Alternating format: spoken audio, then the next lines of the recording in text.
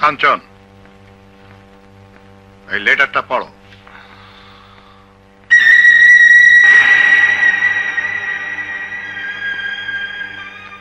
কেন লিখেছ? স্যার, আমার সামনে যে ফাইলগুলো আছে তার সবই আমার লেখা। এগুলোর সাথে মেলালেই বুঝতে পারবেন এই লেখা আমার নয়। আমার প্রতি এতটুকু বিশ্বাস রাখবেন স্যার, আমি যা করি তা বলার সৎ সাহস আমার আছে। এই চিঠি আমি লিখিনি, লিখলে অবশ্যই আমি স্বীকার করে নিতাম।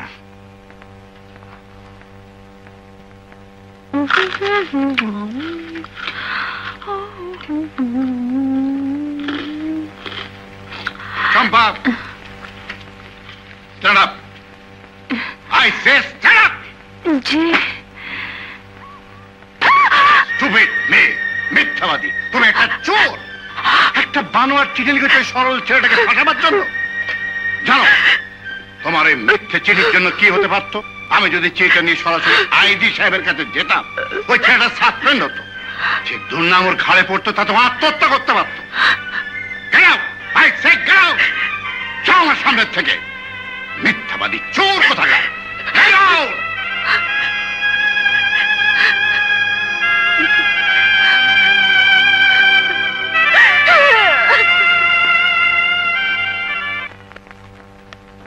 Excuse me, brother.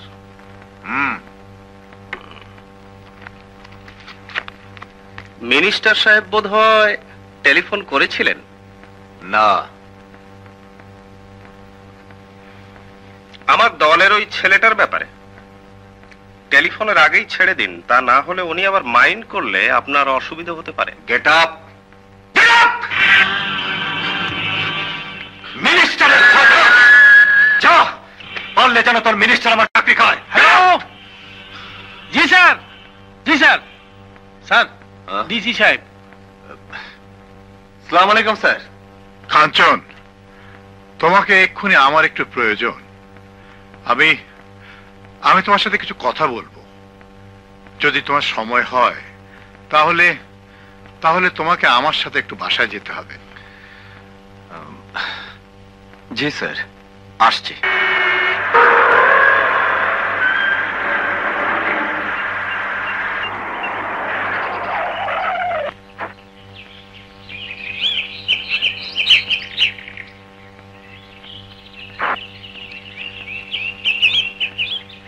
কাঞ্চন, জি। আমি তোমাকে এনেছি ওর সাথে একটা কম্প্রোমাইজ করিয়ে দিতে। আমি বুঝতে পেরেছি প্রথম দিনের ঘটনার পর থেকে ও দারুণ জিদ চেপেছে। ও তারই প্রতিশোধ নেওয়ার জন্য এসব ঘটনাগুলো করছে। তুমি মনে কিছু করো না বাবা, ওর সাথে তুমি একটু হাত মিলিয়ে ফেলো। আমি জানি আমি তোমাকে ছোট করছি। না না, ঠিক আছে স্যার। জিদ্দি মেয়ে তো কখন আবার কি করে বসে। চল এসো। আব্বু, তুমি আমাকে কোনোদিন মারবে আমি ভাবতেও পারিনি। কি হবে এই জীবন রেখে? আমাকে ক্ষমা করো, আমি আত্মহত্যা করলাম।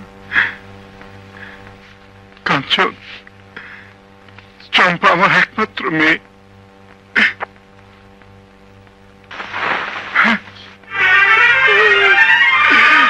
কাঞ্চন, আমার চম্পা রে, আমার চম্পা রে।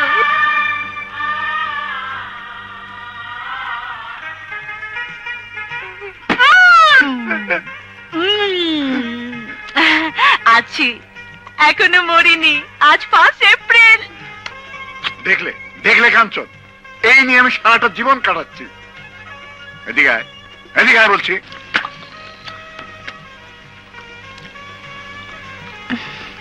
কাঞ্চন তোর কাছে হার মেনেছে। বাবা হাত মেলাও তো।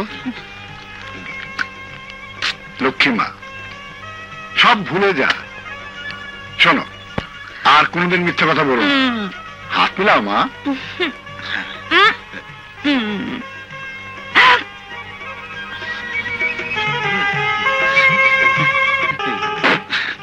তাহলে ওসি সাহেব, আজ থেকে কম্প্রোমাইজ। ও হ্যাঁ, একটা কথা আছে। এখন কিন্তু আপনাকে এখানে বসে থাকতে হবে। আমি রান্না করব, খেয়ে যেতে হবে। স্যার স্যার কি ব্যাপার, আপনার স্যারের দিকে তাকাচ্ছেন কেন? এটা অফিস নয়, এটা বাড়ি। এই বাড়ির মালিক আমি। হ্যাঁ স্যার, আমার মিনিস্টারের ডিউটি আছে। মিটিংয়ে আমি নিচে না থাকলে। ও হ্যাঁ, আমি তো ভুলেই গিয়েছিলাম। চম্পা, কাঞ্চন আরেকদিন খাবে মা, ওর খুব জরুরি কাজ আছে। জন্মের পর থেকে দেখছি তোমাদের সব কাজই জরুরি। ঠিক আছে, যান যান ওসি সাহেব। রাগ করবেন না, আমি একদিন নিজে এসে খেয়ে যাব।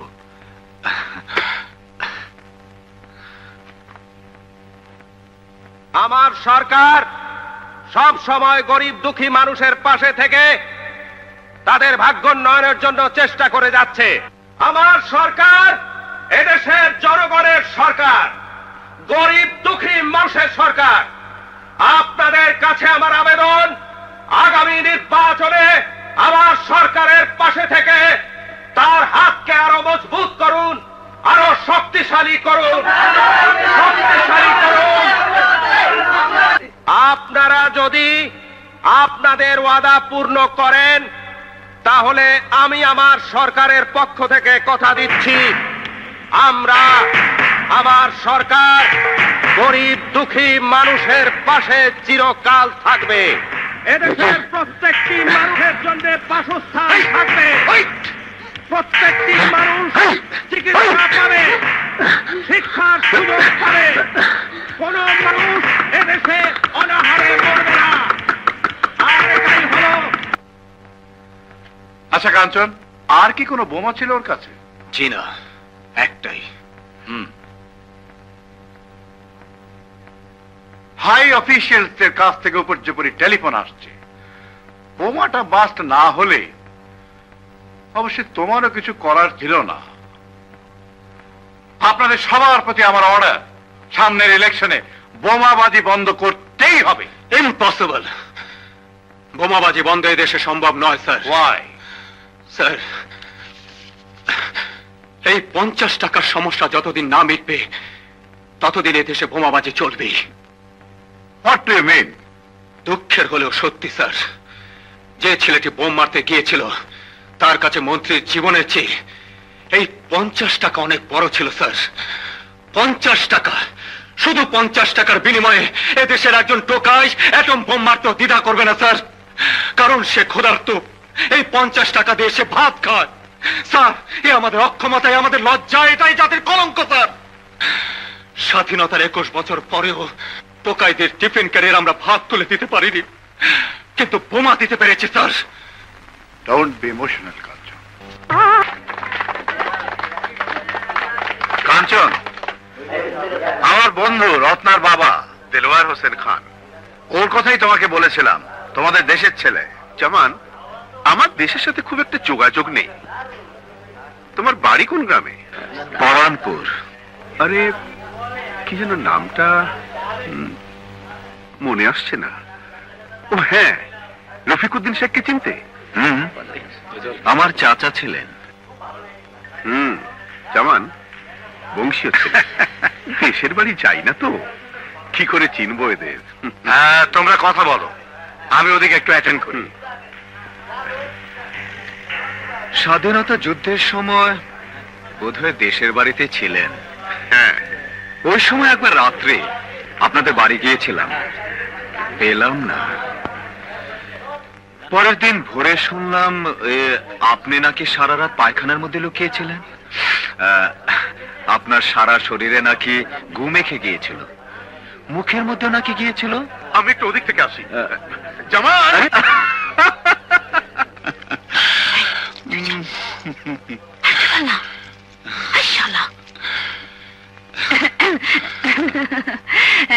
মুরব্বীদের সাথে কি বলছিলেন? আর যাই হোক, মিথ্যে কথা বলছিলাম না। আমি বুঝি মিথ্যে কথা বলি? না, তা নয়, সত্য কথা কখনো বলেছেন কিনা তাই ভাবছি। এ বুঝি বিয়ের দাওয়াত? এখনই বুঝবেন কিসের দাওয়াত? বিয়ের আগের দাওয়াত। খালা, ইনি আমার খালা। আসসালামু আলাইকুম। খালা কি যেন বলবে আপনাকে। খালা কথা বলো, আমরা আসি। ভালো করে বলো, ভালো করে। তোমার নামই তো কাঞ্চন। জি। তোমার সাথে আমার কিছু কথা আছে। জি বলুন। কি আর কথা, খোলাখুলি বলে ফেলি। তোমার সম্পর্কে সব আমরা জেনেছি। তুমি খুব স্ট্রেট ফরওয়ার্ড ছিলে, তাই সোজাসুজি বলি। আমার দুলাভাই তোমাকে খুব পছন্দ করেন, চম্পাও। চম্পাকে বিয়ে করতে তোমাকে কোনো আপত্তি আছে? আমিও তাহলে সোজাসুজি বলি। আমি তো তোমাকেই তালাশ করতেছি। তোমরাই সারা দেশে হেরোইন বেচো।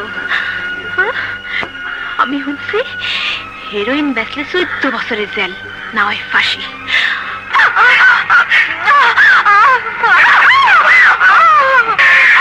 তোমরা শোনো, দেলোয়ার খান সারা বাংলাদেশে হেরোইন বেচে।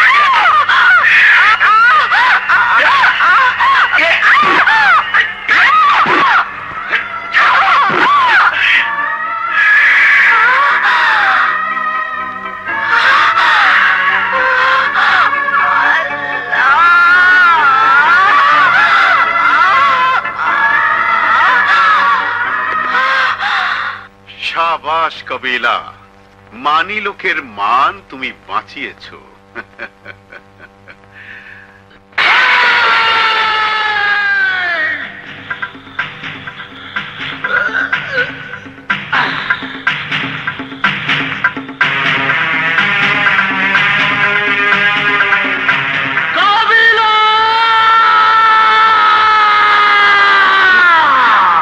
রাজু আর আগাইস না, মাল আছে, বুক ঝাঁঝরা করে দেব।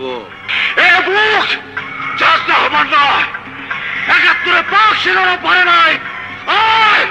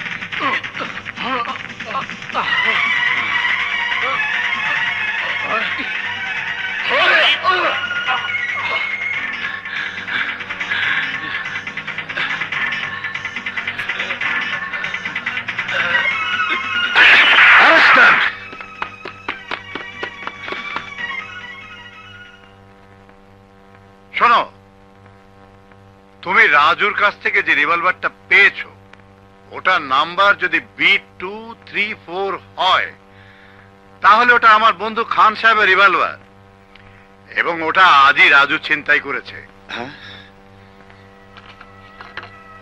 জি, ওই নাম্বার। কিন্তু আজ কখন? আরে এই তো আজ বিকেলে, খান সাহেব আমার সামনে। এরা সবাই তোমার দেশে। তুমি অবশ্য জানো রাজু আর খান সাহেবের মধ্যে একটা ঘটনা আছে। রাজু খান সাহেবকে নাকি গুলি করতে চেয়েছিল, আর কাবিলাকে যে ধরেছ, কাবিলাও খান সাহেবের লোক, ওকেও মারতে গিয়েছিল। তুমি ওকে ছেড়ে দাও। না স্যার, তা কেমন করে সম্ভব? আমি ওকে মাতাল অবস্থায় ধরেছি। খান সাহেবের লোক যখন, জামিন হতে কষ্ট হবে না। আমি ওকে কোর্টে চালান করে দিচ্ছি। ঠিক আছে খান, তুমি কোনো চিন্তা করো না, তোমার রিভলভার তুমি ফেরত পাবে। আর কাবিলা জামিন বেটার তুমি কোর্ট থেকে নিয়ে নাও। রাজু, তুই সবকিছু অস্বীকার করছিস, অথচ ফুলের খুনের আসামি তুই। রিভলভার ছিনতাইয়ের কেস তো তোর বিরুদ্ধে। কাঞ্চন, ফুলের মৃত্যুর কথা আমি এখনো ভুলতে পারিনি।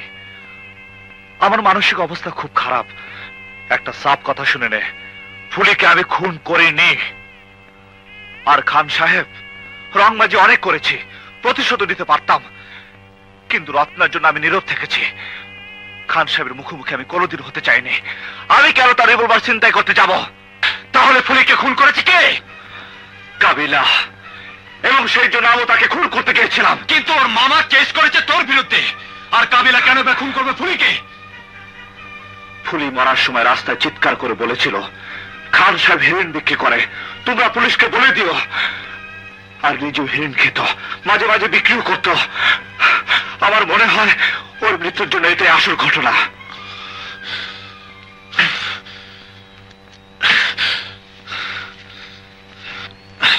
ফুলের পোস্টমর্টম করার সময় ওর বুকের মধ্যে এই কার্ডটা পাওয়া গেছে। এটা সম্পর্কে তুই কিছু জানিস? হ্যাঁ, আমার মনে হয় এই কার্ডই হলো আসল। এই কার্ড দেখে সে হেরোইন কিনতে গিয়েছিল।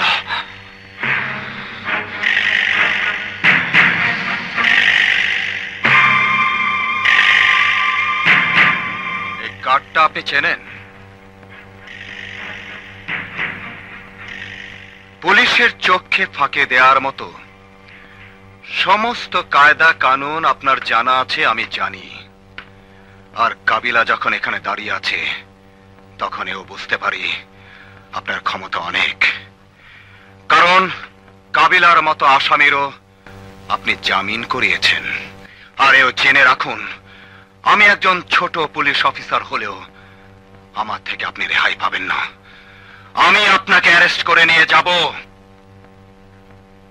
কি অপরাধে? আপনি বিষাক্ত হেরোইন ব্যবসায়ী। Heroin? Are you a madman? আমি একজন পাগল লোক নই বলেই আপনার কোন রকমের চালবাজি আমার সঙ্গে চলবে না। দেশের আইন কানুন কি এমন হয়ে গেছে যে তোমাদের মতো একজন খুদে পুলিশ অফিসার যে কারুর বাড়ির মধ্যে ঢুকে যে কাউকে অ্যারেস্ট করতে পারে? আমি তোমার শ্বশুরকে টেলিফোন করেছি, সে আসবে। থানায় গিয়ে তার সঙ্গে দেখা হবে। চলুন। আরে জামান, দেখো তো ভাই, তোমাদের পুলিশদের এত বড় ক্ষমতা হয়েছে, তোমরা যে কাউকে যে কোনো সময় অ্যারেস্ট করতে পারো। তোমার জামাই আমাকে অ্যারেস্ট করতে চাইছে। কাঞ্চন, সত্যি? হ্যাঁ, ওনার বিরুদ্ধে এত বড় একটা ফাইল তৈরি হয়েছে এবং যে সমস্ত রিপোর্ট আমার কাছে আছে তার সবই জেনুইন। জামান, তুমি তো সবই জানো ভাই। আমি একজন নিরীহ লোক। আমার মেয়ে আর রাজুর ঘটনাও তুমি জানতে। আমি শুনেছি ওই রাজু তোমার জামাইয়ের বন্ধু। আর কয়েকদিন আগে আমার এই কর্মচারী রশিদের ভাগ্নিটাকে খুন করেছে রাজু। বোঝো তো, গরিব মানুষ, এরা বিচার আচার পাবে না বলেই আমি একটু ব্যাক করছি। সম্ভবত এই কারণেই রাজু তোমার জামাইয়ের কাছে আমার সম্পর্কে কিছু উল্টোপাল্টা কথা বলেছে। তুমি যে রিপোর্ট পেয়েছো, ওর পেছনে একটা পারিবারিক ঘটনা আছে, আমি তোমাকে পরে বলবো। আমি সব জানি, আর জেনে ওনাকে অ্যারেস্ট করতে এসেছি। তুমি চলে যাও। আমি জীবিত থাকতে রাজুর প্রতি আর কোনো অবিচার হতে দেব না। আমি ওকে অ্যারেস্ট করবই। কাঞ্চন, আমি তোমার senior officer, and this is my order. Get out. I said get out from here.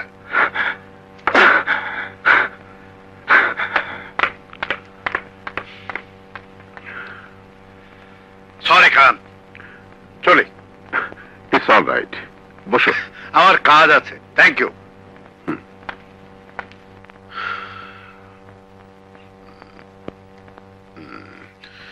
Inspector and Raju, I will see both of you.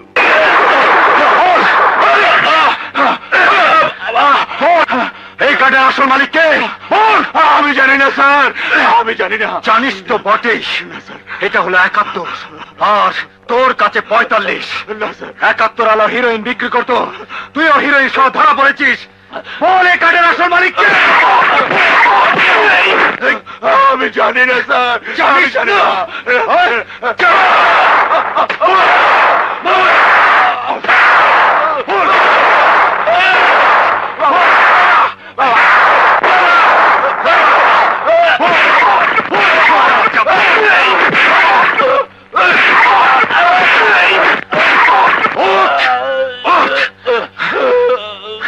বলতে তোকে হবে।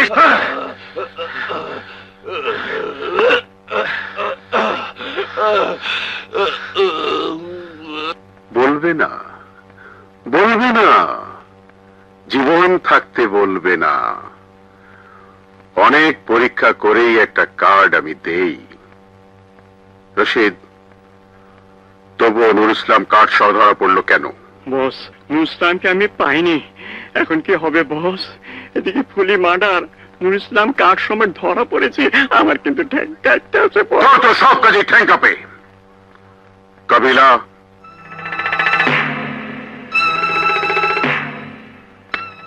নুর ইসলাম থানা হাজতে আছে।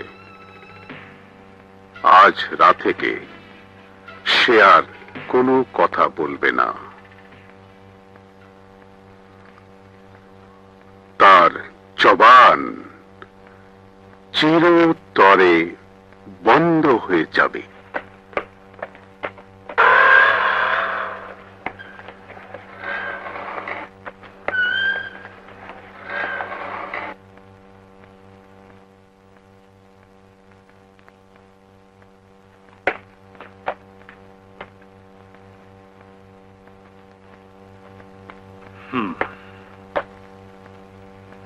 ওসি সাহেব, ওকে হিরোইন সহ আপনি ধরেছিলেন?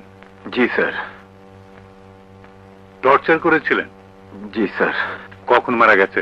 জানি না স্যার, তবে আমার টর্চারে বোধহয় ও মরেনি। হাজতে আর কোন আসামি ছিল? জি স্যার, আরেকজন ছিল। তাকে ডাকুন। রহিম সাহেব। জি স্যার। কাবিলাকে নিয়ে আসুন। ডিউটি অফিসার কে ছিলেন? জি আমি। কটার সময় জানতে পারেন মারা গেছে? রাত 2টোর সময় স্যার।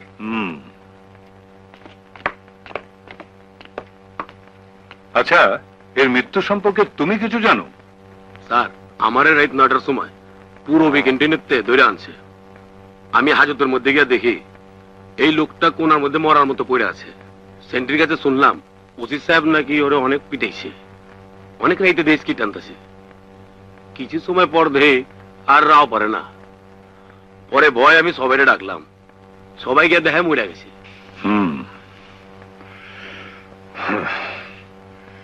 রহমান সাহেব, স্যার, কাঞ্চনকে সাসপেন্ড করে অ্যারেস্ট করুন। বলবীর, বল উন্নত মম শির, শির নেহারি আমারি নত শির ওই শিখর হিমাদ্রির। বলবীর, বল মহাবিশ্বের মহাকাশ ফাড়ি, চন্দ্র সূর্য গ্রহ তারা ছাড়ি, গুলোক দুলোক গোলক ভেদিয়া, খোদার আসন আরশ ছেদিয়া, উঠিয়াছে চির বিস্ময় আমি বিশ্ববিধাত্রীর। আব্বু, তুমি কাঞ্চনের পোশাক খুলে নিতে পারলে? তুমি পারলে তাকে অ্যারেস্ট করতে? হ্যাঁ পারলাম, কারণ এটা ছিল আমার ডিউটি। এটা তোমার ডিউটি আব্বু, তোমার একমাত্র মেয়ে জামাইকে নির্দোষ প্রমাণ করে তাকে আবার চাকরিতে বহাল করা। কে বলেছে সে নির্দোষ? আমি বলছি, কাঞ্চন বলেছে, এবং আমি তা বিশ্বাস করি। আমার মনে হয় কাঞ্চনের কথা আমার চাইতে তুমি বেশি বিশ্বাস করো। এক সময় করতাম, এখন করি না, কারণ সে বদমেজাজি, গোয়া, সে একটা জানোয়ার। রাজুর প্রতি সে অন্ধ। রাজু তাকে যা বলে তাই সে অন্ধের মতো বিশ্বাস করে। কত বড় স্পর্ধা তার! আমার চোখের সামনে আমার নিষেধ সত্ত্বেও খান স্যারকে মারতে গিয়েছিল। ছেড়ে দিলাম, আমি তার শ্বশুর, কিন্তু আমি তার অফিসার, আমি তার বস। আব্বু, তুমি যাবে না? তুমি কিছুই করবে না কাঞ্চনের জন্যে? না, কারণ আমি জানি তার টর্চারে আসামি মরেছে।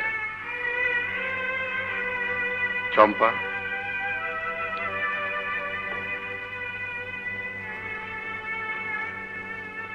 আমি সততার সাথে সারা জীবন চাকরি করেছি, কোনোদিন কারো কাছে মাথা নত করিনি।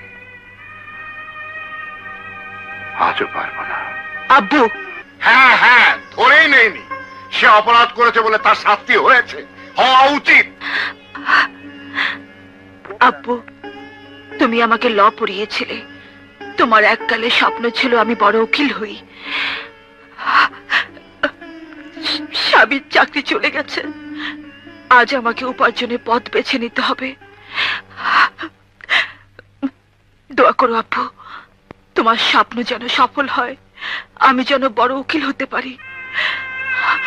আমার স্বামীর মামলা দিয়ে আমি আমার ওকালতে জীবন শুরু করব।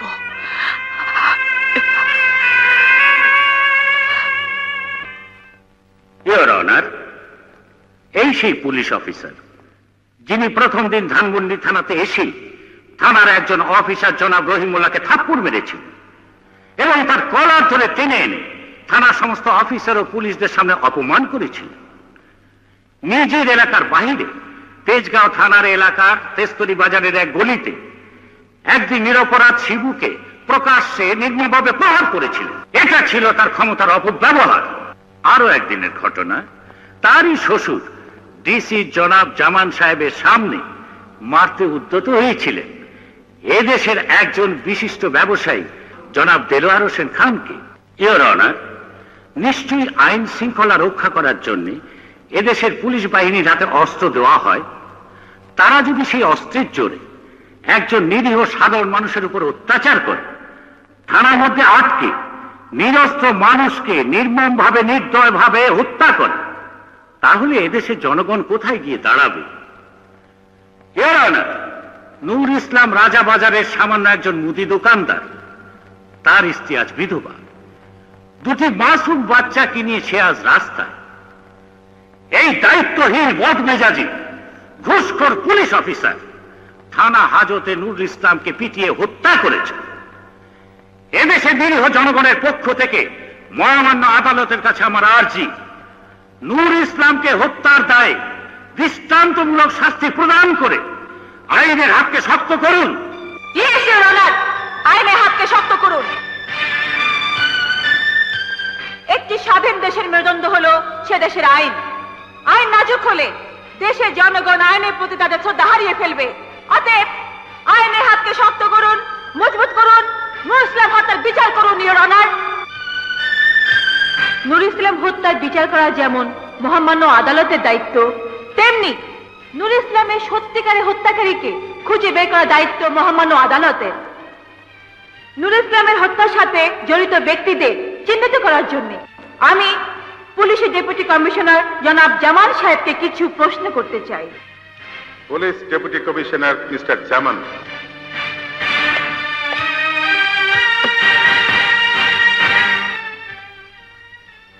জনাব জামান সাহেব, ইলিয়াস কাঞ্চন আপনার অধীনে একজন পুলিশ অফিসার ছিলেন। আমার প্রতিপক্ষ বলেছেন একদিন আপনার সম্মুখে আপনার নির্দেশ অমান্য করে জনাব দেলোয়ার হোসেন খানকে মারতে চেয়েছিলেন। এটা কি তার কোনো ব্যক্তিগত ক্ষোভ ছিল, অথবা আপনার কি মনে হয় এটা তার ক্ষমতার অপব্যবহার? হ্যাঁ, আমার ধারণা এটা তার ব্যক্তিগত ক্ষোভ। রাজু এবং ইলিয়াস কাঞ্চনের বন্ধুত্ব ছোটবেলার থেকেই। পারিবারিক কারণে রাজুর সাথে দেলোয়ার হোসেন খানের কিছুটা বিরোধ আছে। সেই বিরোধের কারণে বন্ধুর পক্ষ হয়ে খান সাহেবকে অপমান করতে চেয়েছিলেন ইলিয়াস কাঞ্চন। কোন প্রমাণ ছাড়াই অ্যারেস্ট করতে চেয়েছিলেন খান সাহেবকে। আমি মনে করি এটা তার ক্ষমতার অপব্যবহার। জনাব ডিসি সাহেব, জনাব ইলিয়াস কাঞ্চন যেদিন খান সাহেবকে অ্যারেস্ট করতে গিয়েছিলেন সেদিন কি তার হাতে এই কাজটি দেখেছিলেন?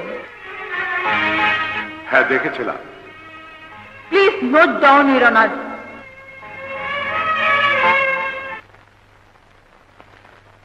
আচ্ছা কাবিলা, নূর ইসলাম যেদিন মারা যায় সেদিন রাত 8টার সময় আপনি ধানমন্ডি থানার সামনে একটা রেস্টুরেন্টে টাকা লেনদেন নিয়ে ফুলের মামা রশিদের সাথে গন্ডগোল করেছিলেন। জি। রশিদ ধানমন্ডি থানায় আসে এবং আপনার বিরুদ্ধে মামলা দায়ের করে। জি। মামলা করতে আসাকে ওই রেস্তোরাঁয় পুলিশ গিয়ে আপনাকে অ্যারেস্ট করা পর্যন্ত 2 ঘন্টা সময় লাগে। জি না। ইয়েস, কারণ থানায় ওই মামলার রেকর্ড আছে। মহামান্য আদালতের কাছে ওই মামলার এজাহার কপি প্রদান করা হলো। ইওর অনার, কাবিলাকে আমার প্রশ্ন করা শেষ। এবার আমাকে অনুমতি দিলে আমি এই মামলার আসল ঘটনাবলীর বিবরণ দিতে পারি। অনুমতি দেয়া হলো।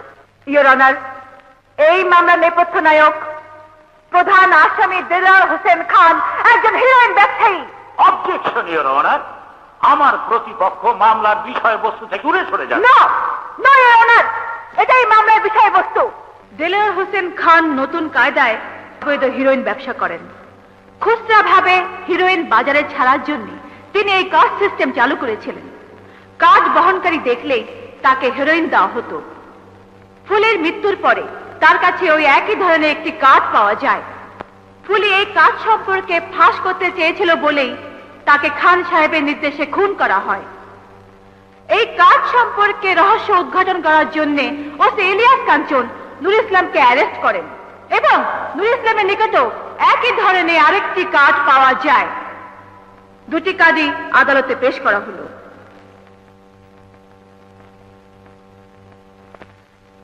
নুর ইসলাম সবকিছু ফাঁস করে দেবে এই ভয়ে খান সাহেবের প্রয়োজন ছিল নুর ইসলামের মুখ বন্ধ করা, কিন্তু নুর ইসলাম তখন পুলিশের হেফাজতে। তাকে খুন করার জন্য কাবিলা এবং খান সাহেবের একজন বিশ্বস্ত কর্মচারী ধানমন্ডি থানার অদূরে একটি রেস্তোরাঁয় গন্ডগোলের প্রহসন করে। রাত্রি 10টার সময় আসামি হয়ে কাবিলা হাজতে প্রবেশ করে এবং গভীর রাত্রে তাকে গলা চেপে হত্যা করে। এই তার পোস্টমর্টম রিপোর্ট।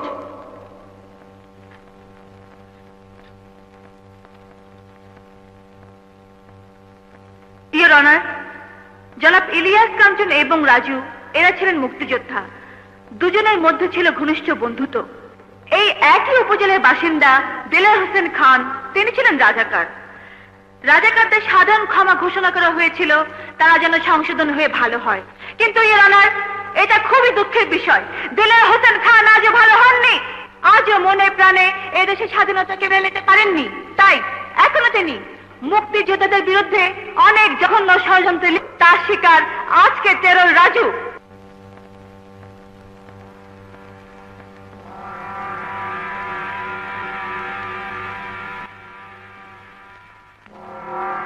বিভিন্ন সাক্ষ্য প্রমাণে একথা প্রমাণিত হয়েছে দেলোয়ার হোসেন খান এই মামলার প্রধান আসামি এবং তারই নির্দেশে কাবিলা খুন করলামকে।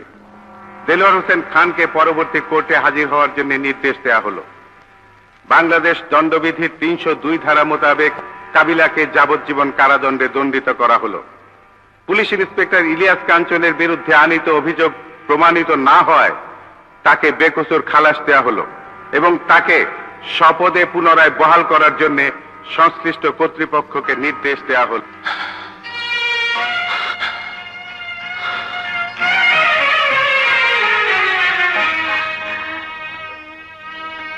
ইওর অনার, আমি আর পোশাক পরতে চাই না।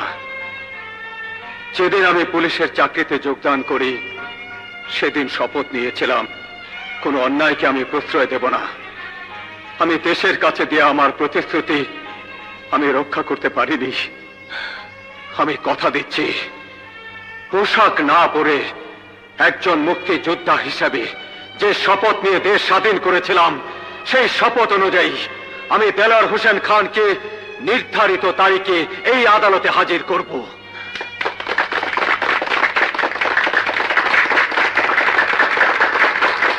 ড্যাডি, এটাই তোমার আসল পরিচয়?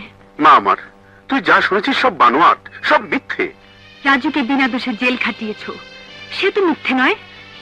আমার সামনে থেকে তাকে পুলিশে ধরে নিয়েছিল। আমি সেই পাপেরই প্রায়শ্চিত্ত করতে যাচ্ছি।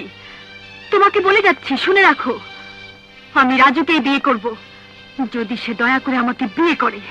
রত্না, আমার ইজ্জত বংশমর্যাদাকে ধুলোয়। ছি, তোমার আবার বংশমর্যাদা, তোমার আবার ইজ্জত? তুমি একটি নর্দমার জঘন্যতম কীট সমতুল্য। বাংলাদেশে তোমার বাঁচার অধিকারই তো নেই। তুমি এদেশে থাকো কি করে? আমার কথা ভুলে যেও, আমি তোমার মেয়ে। রত্না,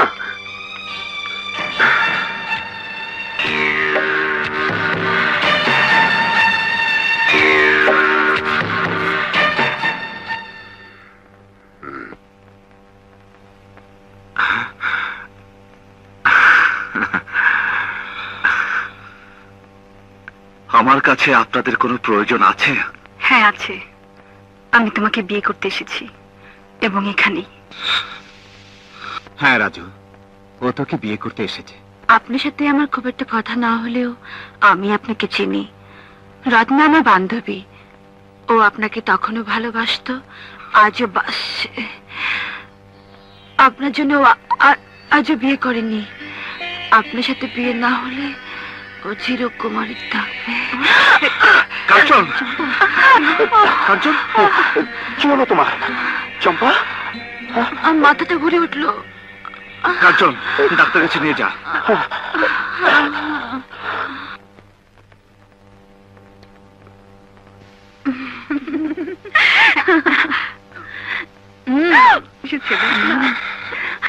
এই যে দুলা ভাই, সুখবর আছে, আপনাদের ওয়াও হবে। ছাড়ো না চম্পা। ওসে,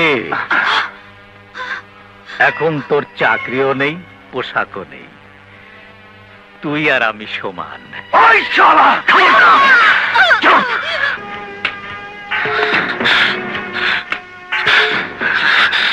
মামুনি, কষ্ট হচ্ছে? রাজাকারের বাচ্চা! ছি, চিৎকার করে না, ছোট লোকরা চিৎকার করে কথা বলে। আমি বিনা কারণে তোমাদের ধরে আনিনি। আগে শোনো মামুনি, আমি শুনেছি তোমার স্বামীর চাকরি নেই বলে তুমি নতুন পেশা হিসাবে ওকালতি শুরু করেছো। তোমার বাবার বন্ধু হিসেবে এ ব্যাপারে আমার নিশ্চয়ই তোমাকে সাহায্য করা উচিত। কোনো উকিল যদি প্রথমে দু একটা মামলায় খুব দক্ষতা দেখাতে পারে তাহলে সে সাইন করে। তোমার স্বামীর মামলায় তুমি দক্ষতা দেখিয়েছ, আমি তোমাকে আর একটা মামলা সুযোগ করে দিচ্ছি। সাক্ষী থাকবে তোমার নিজের লোক, তোমার স্বামী।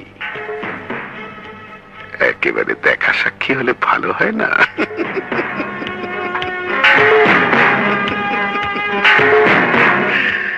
শিবু, ব্যবস্থা করো। রশিদ,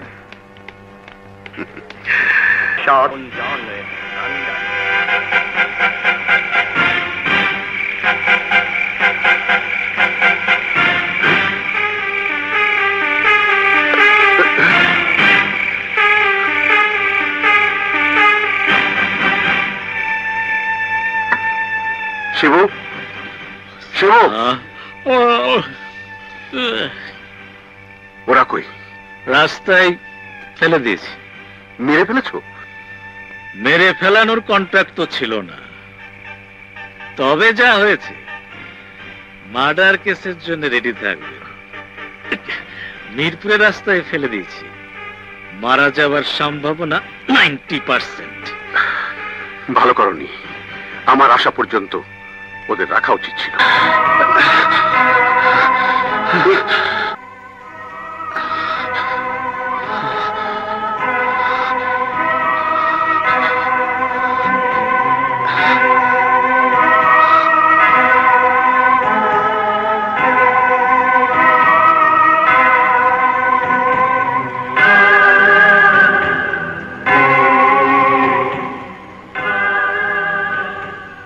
শুনুন, আপনি একজন সচেতন লোক, আপনাকে অবশ্যই কথাটা বলা উচিত। দুঃখ পাবেন না, আপনার স্ত্রীর আর কোনোদিন সন্তান হবে না।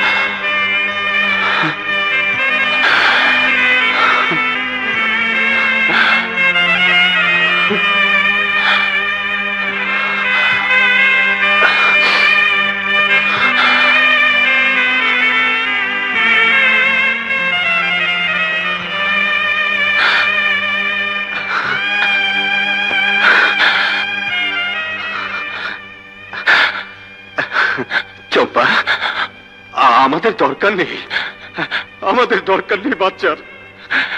এই বাচ্চা ছাড়াও তো অনেকে বেঁচে আছে। চম্পা, চম্পা, এই দেশের 11 কোটি মানুষকে আমরা আমাদের সন্তান মনে করব। এই চম্পা, চম্পা, চম্পা, আমি তোমাকে কোনো দোষ দিচ্ছি না। এই এই এই সবই তো আমার চোখের সামনে ঘটেছে।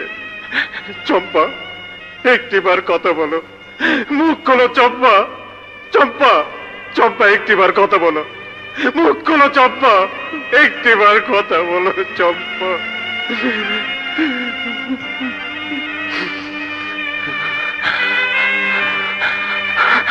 হ্যাঁ হ্যাঁ, আমার মেয়ে আর মেয়ের জামাই গতকাল বিকেল থেকে খোঁজ নেই। আপনি কন্ট্রোল রুম, ডিএমপি সব থানায় জানিয়ে দিন।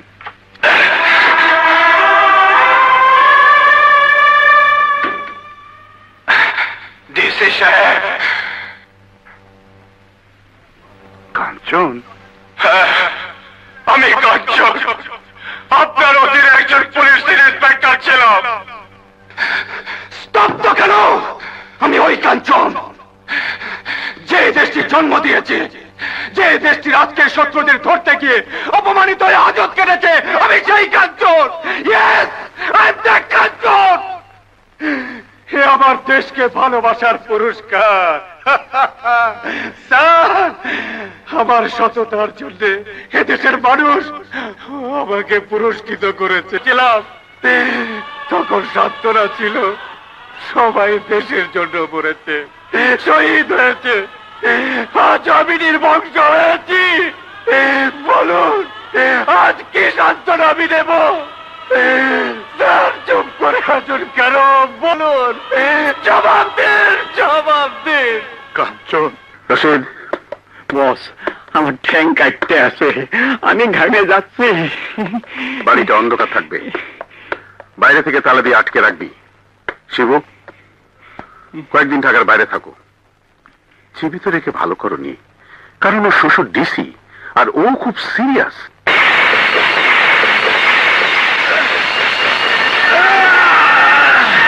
আমাকে বাঁচো শিবু।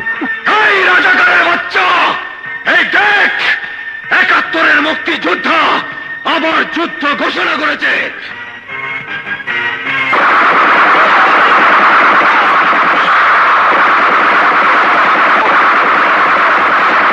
বলবীর, বল মহাবিশ্বের মহাকাশ ফাড়ি, চন্দ্র সূর্য গ্রহ তারা ছাড়ি, ভুলক দুলক গোলক ভেদিয়া, খোদার আসন আরশ ছেদিয়া, চির বিস্ময় আমি বিশ্ববিধাত্রীর। রাজাকারের বাচ্চা, আমি তোকে এখন মারবো না। আজ তোর মামলার তারিখ, আমি তোকে কোর্টে নেব।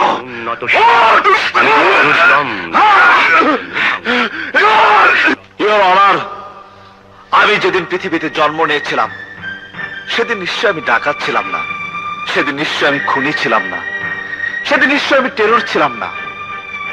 আজ আজ কেন আমি একজন দাগী আসামি, খুনি হিসাবে এই কাজ করায়? এই দেশ, এই সমাজ ব্যবস্থা আমাকে খুনি করেছে, আমাকে টেরর করেছে।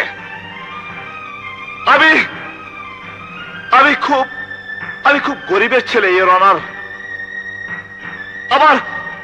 আমার বাবার নাম কসিমউদ্দিন। আজ থেকে ২১ বছর আগে আমি স্বাধীনতা যুদ্ধ করেছিলাম।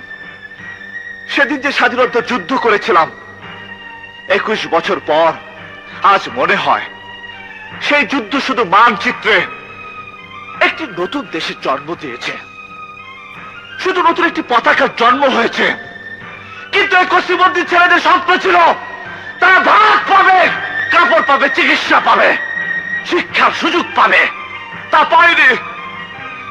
আজ স্বাধীনতার ফল বড় হয় টেলিভিশনের দুটি দেশাত্মবোধক গানের মধ্যে সীমাবদ্ধ।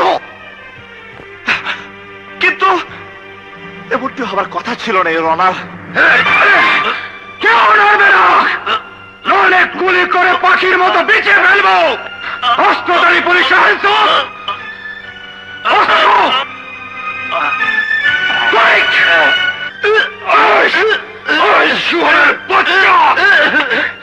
আপনি বসুন জয় সাহেব, খবরদার আর কেউ এক চুলো নড়বে না। এই ব্যক্তির আজ কোর্টে হাজির হওয়ার তারিখ ছিল। আমি বলেছিলাম আপনারা পারবেন না, আমি নিয়ে আসবো। একজন মুক্তিযোদ্ধা হিসেবে, একজন সিপাহী হিসেবে দেশের কাছে দেওয়া প্রতিশ্রুতি আমি রক্ষা করেছি। এই ব্যক্তি স্বাধীনতা যুদ্ধের সময় দেশের শত্রু রাজাকার ছিল। এই ব্যক্তি আন্তর্জাতিক চোরাকারবারীদের সাথে জড়িত। দেশের যুব সমাজকে ধ্বংস করার জন্য বিষাক্ত হিরোইন ব্যবসায়ীদের সাথে জড়িত। এই ব্যক্তির কুচক্রান্তে একজন দেশপ্রেমী মুক্তিযোদ্ধা আজ বিপদগামী। মিথ্যা মামলায় জড়িয়ে যে আদালতের কাঠগড়ায় দাঁড়িয়ে আপনার বিচারের অপেক্ষায়। এই ব্যক্তি গ্রামের একটি সহজ সরল নিষ্পাপ মেয়ে ফুলির জীবনকে করেছিল কলঙ্কিত। সেই ফুলিকে এরই নির্দেশে খুন করেছে কাবিলা। এরই নির্দেশে কাবিলা খুন করেছে থানা হাজতে নূর ইসলামকে। ওর সর্বশেষ অপরাধ আমাকে করেছে নিঃসন্তান। সেই দুঃখে আমার স্ত্রী আজ গলায় ফাঁসি দিয়ে প্রাণের মুখের সাথে ঝুলছে। এত অপরাধের বিচারে নয় বলুন, বলুন ইওর অনার। চুপ করে থাকবেন না ইওর অনার, বলুন। নিশ্চয়ই ফাঁসি, কিন্তু আজ আদালত এখানে দুটি। একটি দেশের আইন সম্মত আদালত, আর একটি একজন মুক্তিযোদ্ধার আদালত। মুক্তিযোদ্ধার আদালতের রায় শুনুন। রাজু বেকসুর খালাস দেলার হোসেন খানের মৃত্যুদণ্ড। আপনার আদালত থেকে আমার আদালতের পার্থক্য হলো আপনার আদালতে আপিল করার সুযোগ আছে, আমার আদালতে তা নেই। আমি এক্ষুনি মৃত্যুদণ্ড কার্যকর করব। রত্না, তোমার স্বামীর কাছে যাও, যাও।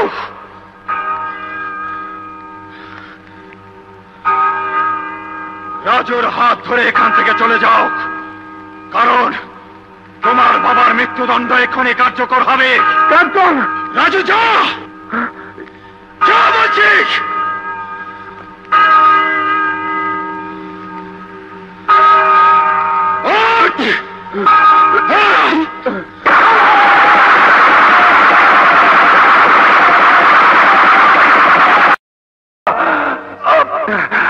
পবিত্র সংসদে বসে যারা দেশ চালানো, আমি তোমাদের কাছে এই পতাকা পৌঁছাতে চেয়েছিলাম, পারলাম না। এই পতাকা জন্ম দেওয়ার জন্য যুদ্ধ করেছিলাম। 11 কোটি মানুষের কাছে অনুরোধ, এদেশের রাজনীতিবিদ, বুদ্ধিজীবী, কৃষক, শ্রমিক ভাইদের কাছে অনুরোধ, এই পতাকা যেন উঁচু থাকে, উঁচু থাক, উঁচু থাক।